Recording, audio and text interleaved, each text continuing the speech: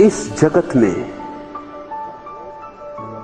तुम अगर प्रेम को खोज रहे हो तो ये ऐसा ही है जैसे कोई रेस से तेल को निचोड़ने की कोशिश कर रहा हो, जो नहीं है वहां। तुम किससे प्रेम मांग रहे हो? ये भी तो देखो कि तुम जिससे प्रेम मांग रहे हो वो भी तुमसे प्रेम मांग रहा है। न उसके पास है न तुम्हारे पास। यहां हर कोई हर किसी से मांग रहा है और सब भिखमंगे। तुम भी चाहते हो दूसरा प्रेम दे और दूसरा भी चाहता है कि तुम प्रेम दो, और दोनों को इसकी फिक्र नहीं कि है भी किसी के पास जो दे दे। पहले होना तो चाहिए, देने के पहले होना चाहिए। इसलिए तो यहां हर व्यक्ति हारा हुआ है, थका हुआ है, परेशान है, पीड़ित। कोई तुम ही नहीं। समझो, इस मौके को चूको मत। बड़ी कृपा की उस युवती ने जो किसी और की हो गई। तुम पे उसकी दया है, अनुकंपा है। उसने बड़ा प्रेम जतलाया तुम्हारे प्रति, एक अवसर दिया तुम्हें देखने का।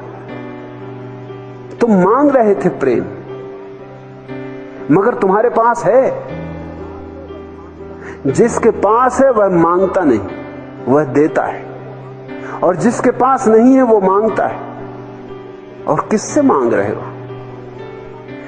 जिसके पास हो उससे मांगो। और प्रेम का झरना किसके पास होता है? जिसके पास ध्यान, उसके पास प्रेम। बिना ध्यान के प्रेम नहीं। ध्यान की छाया है प्रेम, ध्यान का फूल है प्रेम। बुद्धों के पास प्रेम होता है, उनसे मांगो। मत मांगो तो भी वो देते। झोली फैलाओ मत फैलाओ तो भी बरस जाते। जहां रोशनी है वहां जाओगे तो रोशनी तुम पे पड़ेगी।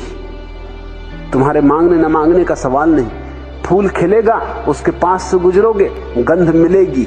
मांगने न मांगने का कोई सवाल ही नहीं। लेकिन इस जगत में बड़ी अजीब हालत चल रही।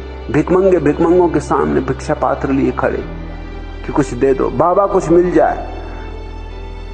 और दूसरा भी मांग रहा है, और दोनों इस भ्रांति में है कि दूसरे के पास होगा। किसी के पास नहीं। सिर्फ उन थोड़े से लोगों के पास प्रेम होता है जिन्होंने ध्यान की अंतिम गहराइयां छुई। प्रेम परिणाम है ध्यान का। और मजा ये कि ध्यानी किसी से प्रेम नहीं मांगता, देता है, सिर्फ देता है, मांगता ही नहीं। और ये भी तुम समझ लेना, ये जीवन का महागणित कि जो देता है उसे बहुत मिलता है। हालांकि वो मांगता नहीं, वो छांट छांट के भी नहीं देता, वो सिर्फ बांटते ही रहता है। और उस पर बहुत बरसता है, आकाश से बरसता है, बादलों से बरसता है, चांतारों से बरसता है। परमात्मा उसे चारों तरफ से भर देता है। वो लुटाए चला जाता है, परमात्मा उसे दिए चला जाता है। रसो वैसा, परमात्मा रस रूप है। लेकिन किसको परमात्मा मिला है? जो भीतर जागा है, जिसने भीतर सारी तंद्रा और नींद तोड़ दी, जिसने भीतर बेहोशी की सारी परतें उखाड़ फेंकी, जिसने मूर्छा को जड़ों से उखाड़ दिया है, जिसने भीतर रोशन कर लिया अपने को, जो प्रकाशित हो गया है, उसके भीतर परमात्मा उतर आता है।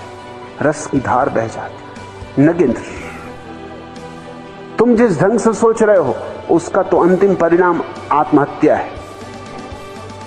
मैं जो कह रहा हूं उसका अंतिम परिणाम आत्म रूपांतरण।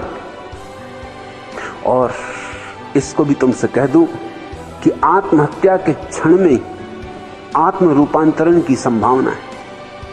क्योंकि जब आदमी ऐसी जगह आ जाता है जहां आगे चलने को कोई जगह नहीं रह जाती, रास्ता खत्म हो जाता है, वहीं क्रांति घटती है, नहीं तो क्रांति नहीं घटती। इस अवसर को चूकना मत। ये अवसर है कि तुम जागो और प्रेम की जगह ध्यान पर दृष्टि जमाओ। प्रेम धोखा दे गया, देने ही वाला था, क्योंकि था ही नहीं। ध्यान ने कभी किसी को धोखा नहीं दिया है, आज तक नहीं दिया है। जिसने भी ध्यान की तरफ नजर उठाई माला माल हो गया है, सम्राट हो गया है। और मजा ये कि उसकी संपदा में प्रेम की संपदा भी आती। भीतर झांको, वहां प्रभु का राज्य। अपने पे आओ। प्रेम कहता है दूसरे को पकड़ो, ध्यान कहता है अपने को पकड़ो। इसलिए ऊपर से तो प्रेम और ध्यान के रास्ते बिल्कुल विपरीत मालूम पड़ते हैं, और हैं भी विपरीत। तुम्हारे प्रेम से तो ध्यान का रास्ता बिल्कुल विपरीत है। अब तुम्हारी नजर उस युवती पे अटकी, दूसरे पे अटकी, ये भी कोई बात हुई? पहले अपने को तो खोज लो, फिर दूसरे की तलाश में जाना। और मैं तुमसे कहता हूं कि तुम अपने को खोज लो तो दूसरे तुम्हारी तलाश में आएंगे, तुम्हें कहीं किसी की तलाश में जाना ना पड़ेगा। तुम दैदीप्यमान हो उठो तो तुम्हारी किरणें दूसरों को बुला लाएंगी। दूर दूर से लोग चले आएंगे तुम्हारे झरने पर पानी पीने, अपनी प्यास बुझाने। कुछ ऐसा करो कि तुम्हें तो रस मिले ही मिले, औरों को भी रस मिल जाए। कुछ ऐसा करो कि परमात्मा तुमसे बह उठे।